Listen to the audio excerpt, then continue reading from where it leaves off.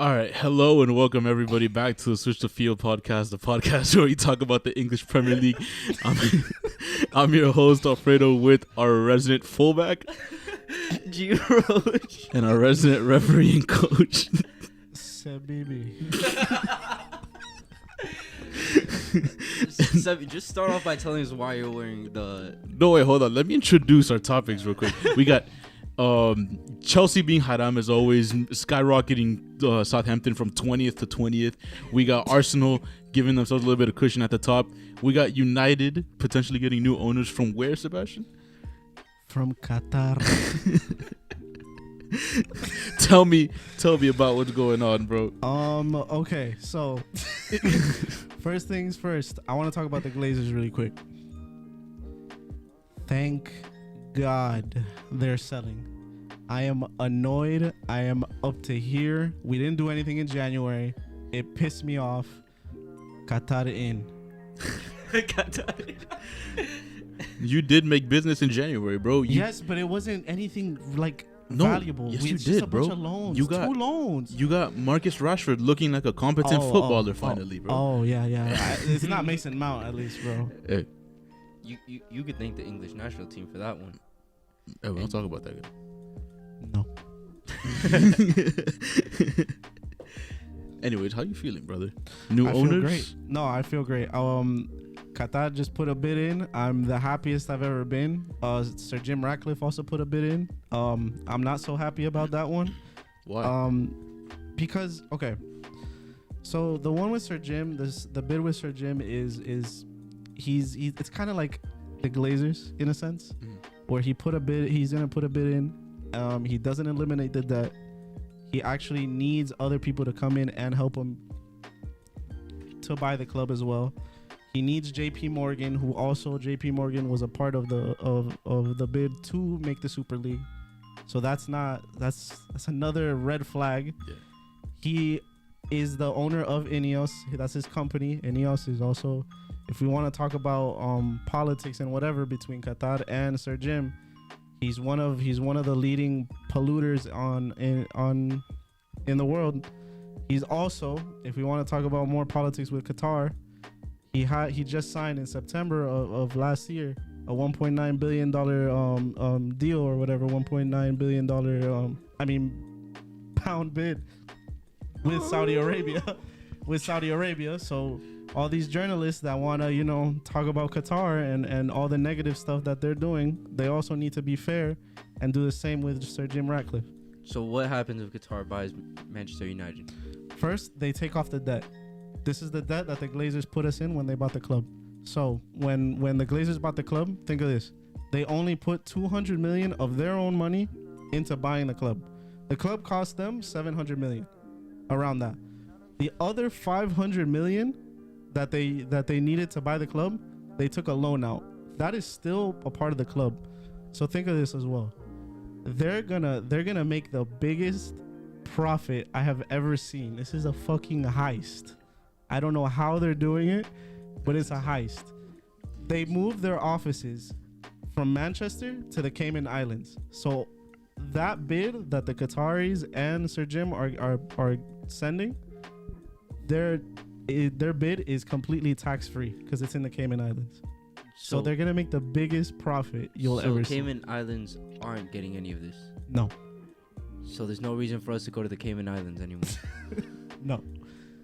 But you mean to tell me that they bought United for $700 million, only took out $200 million of their own money, and now they're getting about 4.9. That's what you might said. 4.9 billion. It's around 4.5 billion.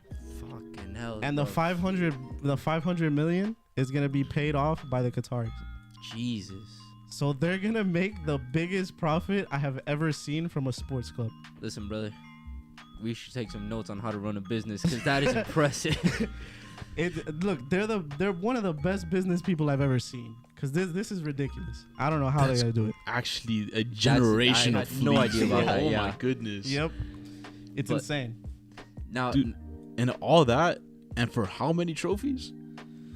I don't want to talk about They're finishing top 4, and they beat Arsenal this season. What a trophy! Yeah, whatever. We're in the Carabao Cup final, bro. I don't want to hear it. Oh my god. Anyways, Arsenal are not winning any trophy this year. let's get on to the crazy, footballing part of the show now. Anyways, yeah, United 3-0 Leicester. Very happy. This is an exciting time for you guys, brother. Oh, it's new owner soon. Club 10 Habibi is coming through. Dude.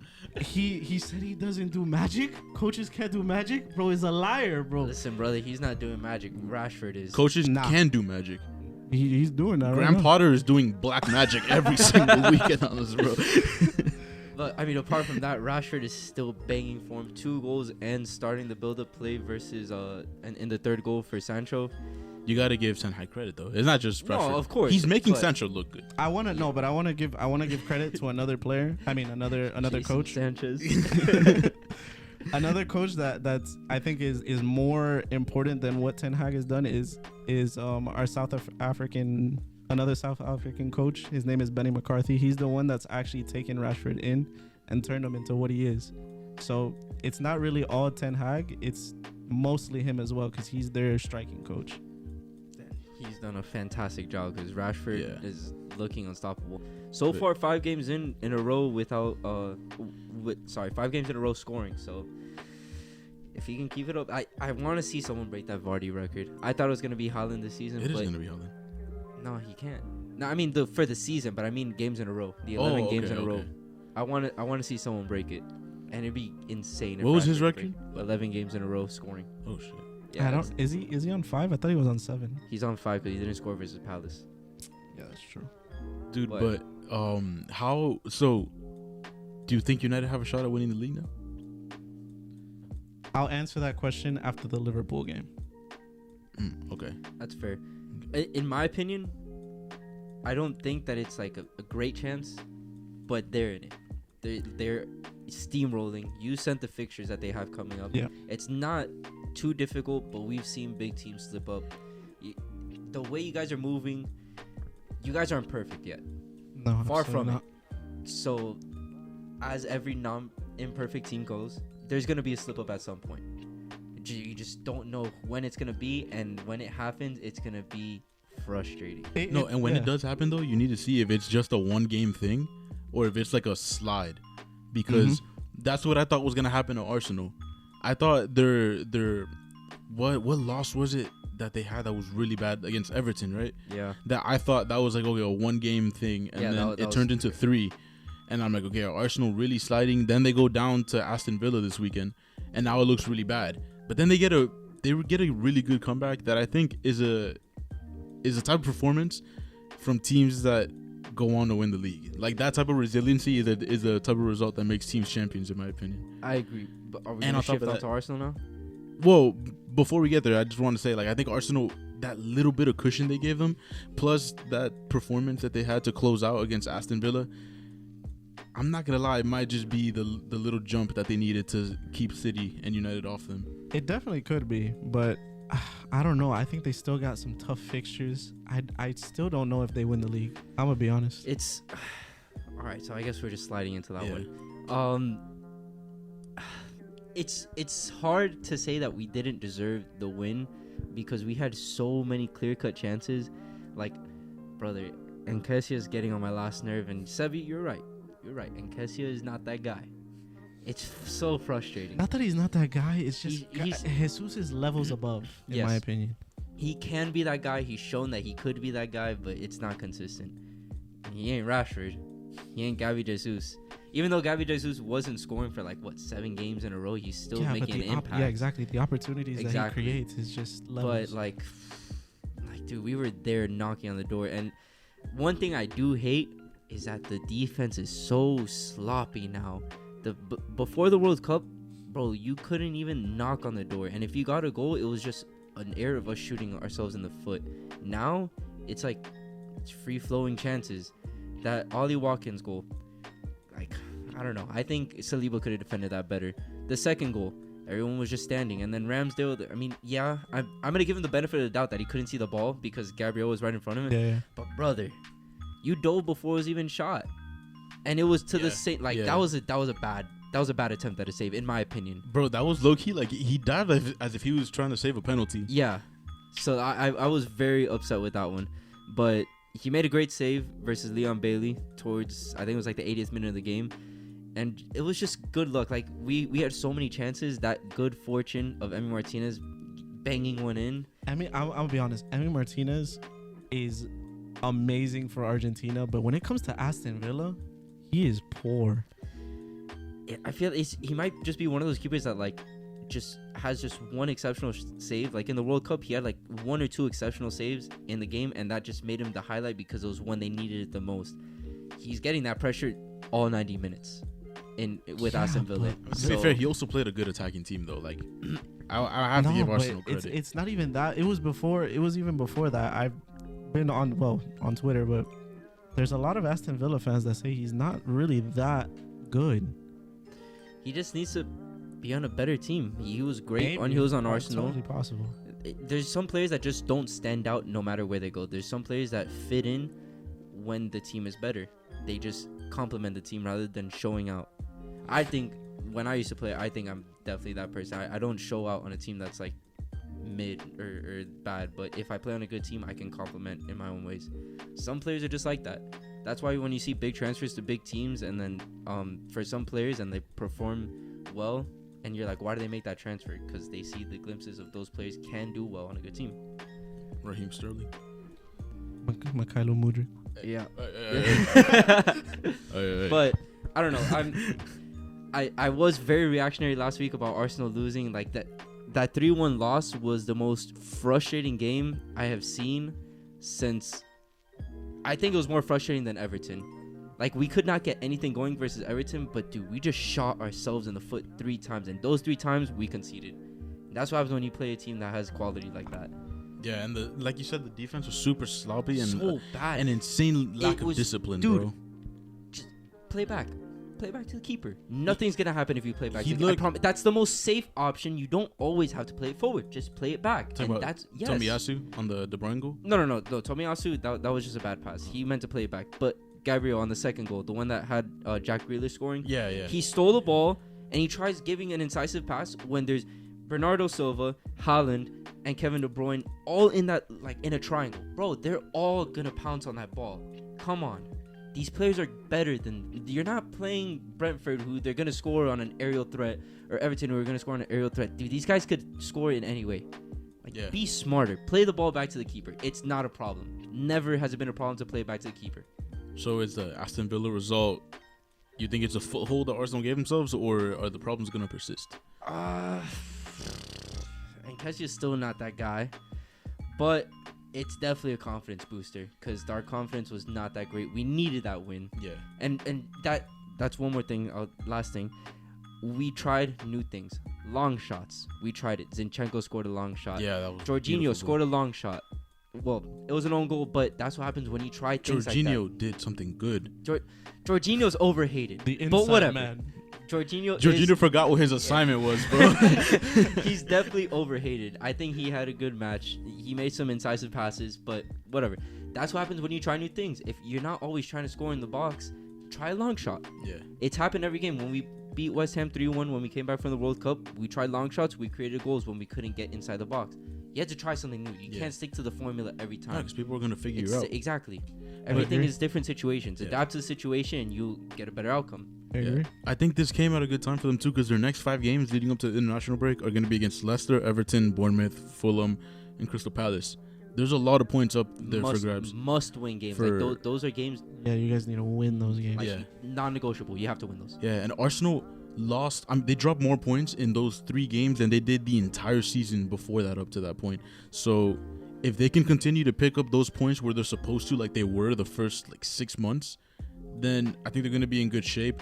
Because City, once again, look vulnerable. Like, they have the entire season, really. But Arsenal's slide obviously gave them a bigger chance to take the top, even though Arsenal had a game in hand. And then City also had to battle for the Champions League. That's going to be something they're going to focus on heavily.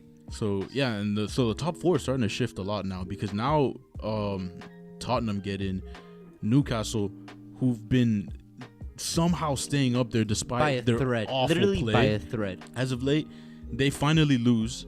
to Liverpool. Liverpool beats them convincingly. Tottenham get into the top 4. Newcastle slide out, and now Liverpool are 7 points out. I said this it's insane. in an earlier episode. And I said this about Chelsea too. When I told you Chelsea can make top 4 if they consistently start winning occasional games. That's what Liverpool are doing now. Yeah. What I said could happen with Chelsea. Yeah, I said that Liverpool would make the top 4. Liverpool are 7 points out of 4th, and they have 2 games in hand. I think However, they're gonna make that's top insane. 4. They still have to see United, Arsenal, and City, but the games against Arsenal and United are at home, and they've won 7 of their 11 games at home this year. So there's a big chance for Liverpool to actually make a push into On the top top of 4. that, I think they're gonna make it. playing Madrid in the Champions League might be able to sharpen the knife and get them in form or realize or like how do you say getting used to playing good teams, quality teams. Yeah. And that could get them an extra push versus these top 6 teams. Yeah, I think any sort of result against Real Madrid would actually be huge for them. Yeah. On top of that, they're actually starting to play better now. Like, Yeah, it's not they're even getting, just... They're getting players back now too. And Yeah. I hate Mo Salah, but that pass to Gakpo was Oh yeah, that was beautiful. Is Klopp saving his job? He was never gonna get fired, in my opinion. I don't think he was going to get fired this season, but I think if they fell below like a Europa League spot, then they were definitely going to have a conversation about it. but they were already below probably. Europa League spot. No, I said if they finished below it. At the end of the season? At the end of the season, yeah. Because as bad as they've been, like 4th through 10th has been a little like... Dude, 4th through 10th is open. It's been open since Man United took that separation from Newcastle. It's been wide open. Yeah, that's why I think any team that gets in a good run of form could make a climb up the table. That's why I never thought that the conversation about Klopp was going to get serious until the summer if they finished like below 6th. Yeah, It's just the But results now- were starting to pile up bad. So Yeah. that like as a team that big, Yeah. that's why in my head I was thinking, because bro, 3-0, 3-1, Yeah. like yeah. it was getting ridiculously Yeah, bad. and instead the results started to pile up for another team down there. And they keep coming, brother. Bro, it's just Voila. like written in the Premier League script. A James Ward-Prowse free kick to put Chelsea guy- down 1-0. that guy's one of the best free kick takers I've ever seen, Bro, that guy is Nah. class on the dead ball. I'm not gonna lie, man. That was the lowest I've ever. That was rock bottom for me with this team, bro. I've never felt worse than I have after that Not game. even- I feel like not I've even- probably said that 3 times this season, bro. What was the worst season that you saw? It was what 10, 2015-16. 15, This is 16. worse though. This is so much worse. This because that felt different back then, because even though like we were bad, we weren't losing a lot. Like we were drawing a lot of games, and then even in the Champions League, we played PSG and had not a good performance, but we gave ourselves a chance. You guys went To out on beat goal them? differential, right? No. Not We- goal, we lost away 4-2. goals. We lost 4-2 on aggregate, but there was a point in the game where we took the lead in the second leg, and then we looked like we had a chance to beat them. But like that was different because under Abramovich, you felt like when things were bad, it wasn't gonna be bad for long. The problem with that was that when things were good, it also wasn't gonna be good for long. Chelsea were like a seesaw club under Abramovich. It was constant change that kept the club winning. Yeah. This just feels different, bro, because it's bad right now. And I don't know if it's ever gonna get better. As optimistic as I try to be, bro. Bro, you said Chelsea Football Club is finished for life. Dude, Get nothing. ready- Todd Get ready, Bowley, get ready to play Luton Town in the championship, brother. dude. I don't. There's fans saying that a positive of this season is that we have a cushion between us and the relegation zone. You know how bad that is, bro. That's Dude, bad. and the thing is, nothing. Todd Bowley and the entire ownership group has not showed me that they're willing to make a decision that can lead to rapid like success and change. They're not Abramovich. Abramovich was cutthroat. Like you don't cut it, you're gone, bro. He did it to. We saw that with Ancelotti. Dude, he did it to Mourinho less than half a season after just 14 games into a title defense campaign. Didn't Ancelotti win the league and he still got sacked? Something like Yeah, yeah. Well, no, I don't think he won the league. I think it was a decent season he had after, but I can't remember.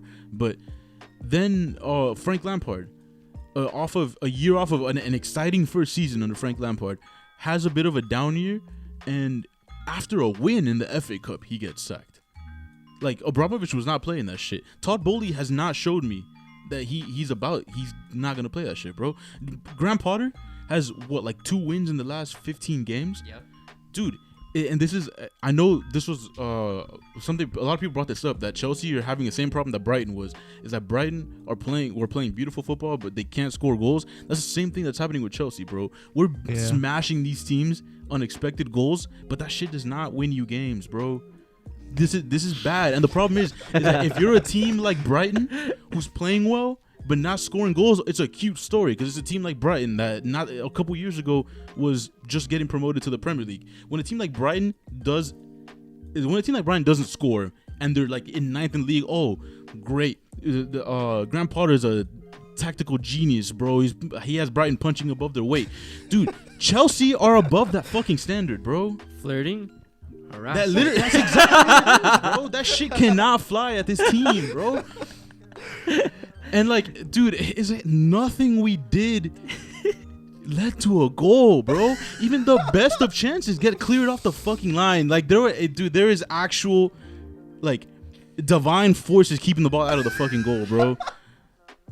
Dude, there's nothing working for this team right now, bro. Nah, dude, you sound like that guy for real. Welcome to a 5-year journey of your life you're gonna never forget. This project, I would love for Chelsea to be that type of club that you can build a long-term project that can have long-term sustainable success. But we've never been that. The thing for Chelsea has always been like, oh, this doesn't work, let's splash money, bring in a class manager. Things change. Things change for the better for a little bit. Then they go back to being ass. And then we repeat the cycle all over again. I was thinking about that when you were talking, like, bro, you guys went from winning the title to finishing. You guys won it in 14-15, finished 10th, came back the next season, won it. Yep. And then you guys are just hovering around like 3rd, 4th for like what, a couple seasons? Yeah, we had like 3 years where we qualified for the Champions League every year except for 2017-18, and then we have the Frank Lampard year where we make the Champions League. It was all good. He doesn't cut it. By January, he's gone. Thomas Tuchel wins the league. And wins the COVID Cup. I mean, no, my bad. He wins the Champions League. And then... All right, but aren't you glad Lampard got the knife? No, of course. But that's what I'm saying. Like, at the time, I was like, oh, it's frustrating that Chelsea can't have like a Arsene Wenger or like a Sir Alex Ferguson, have a manager for this many years that can have success like for decades at a time, bro. And I was like, oh, I would love to have that with Chelsea, but I was like, whatever. If we're gonna keep winning trophies every other year, I don't really care. At this point, I'd much rather have that than this shit. Like, in my head, I'm thinking, we have no choice but to see this out. Maybe like another season even if you guys thought about sacking Graham Potter, it's like what, 21 million, 22 bro, I think it's like 40 something. There's no way it's 40 because we'd have to buy him out of his deal. That's the thing. It's a 5-year deal too. Yeah, no, and now Bowley wants to spend 100 million on anybody who has a decent first touch. And now when you have a manager that can't score a goal or win a fucking game to save his life, he wants to be fucking cheap. What did he say at his press conference? Oh, that is not his fault. He said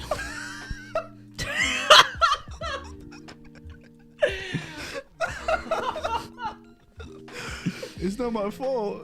No, please. Bro, I haven't seen Fredo that defeated like ever. I've only seen him this defeated after Dolphins lost. Bro, it's I forgot he said that until you brought that up. That pissed me off, bro. Whose fault is this, bro? His, bro.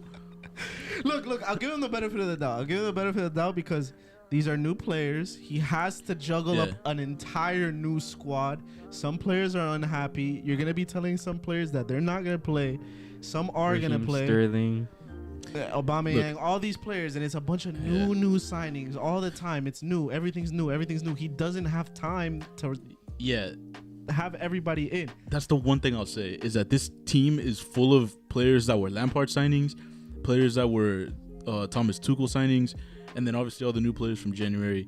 Like, as bad as it is right now, I'm going to be honest, I actually don't want Potter to get sacked yet. This is really fucking bad. And I know the majority of Chelsea fans will probably disagree with me, but I don't want to see him sacked yet because I don't think you've given him... Okay, no, that sounds bad. But you have to give a manager a full preseason with the new squad to integrate his tactics and for them to gel.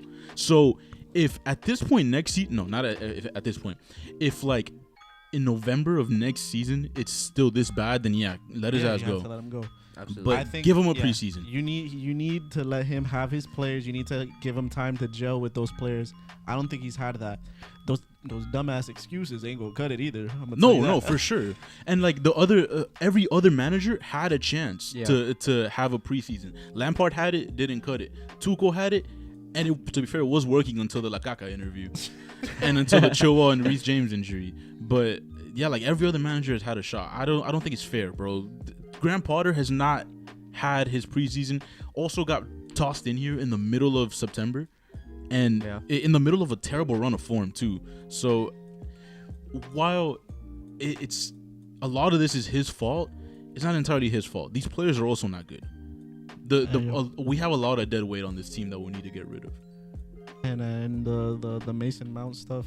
Oh yeah, Mason Mount. Okay, but here's the thing with Mason Mount. This is the only bad season he's had. And we better see a Rashford resurgence next season. No, yeah, I agree. But I think it's insanely unfair. Well, not necessarily a Rashford resurgence, just a resurgence in general. If he doesn't sign, that means he's going into his last season. If he continues to have a bad season, you guys are gonna try to probably dump him in January. Teams, I think they're gonna try to dump him that's this gonna year. be exactly what Pat Riley did with Victor Oladipo. Look, you either give him to me for 10 million, or you let him go for free.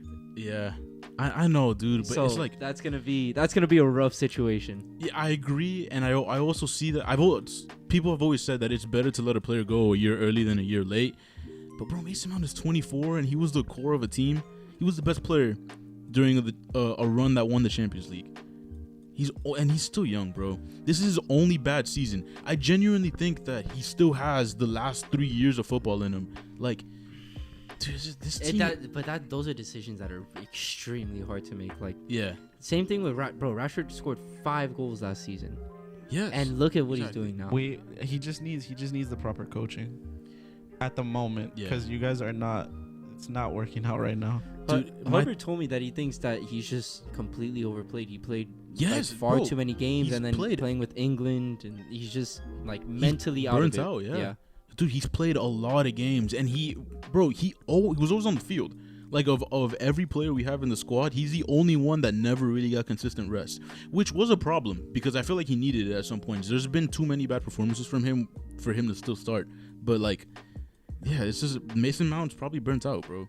It's a lot of games he's played for over the last 3 seasons, really.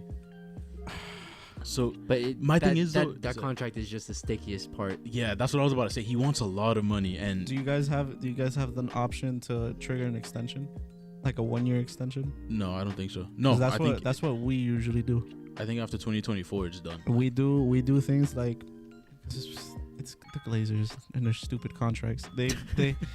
They put an option for us to extend them if we don't want to extend them. So I thought you guys probably would have just a 1-year extension to just do it. Because if you guys did, then you guys would have the option to see how the season plays out and then sell them. I'm probably wrong about this, but I think after 2024 it's done. But I don't know, man. He wants a lot of money, and giving that to him would be a huge risk. But I also think letting him go would be really messed up, in my opinion.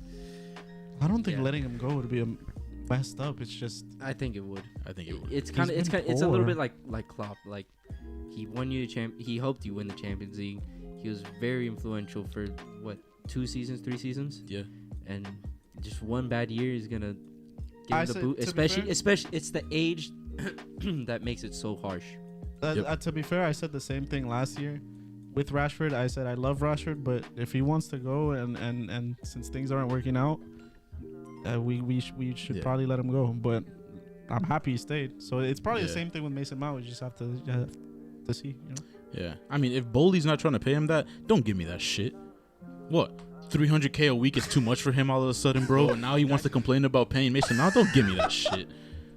Todd Bowley wants to be cheap when it's convenient, bro. Get the fuck out of here. Pay the man. But yeah, that's been everything. I got everything off my chest this week, boys. I can tell. That's been everything from the Premier League this week, from our teams and from us. We've been Switch the Field. Thank you guys for watching. My name is Alfredo. My name is Sabibi. My name is Drew Roach. Thank you guys for watching.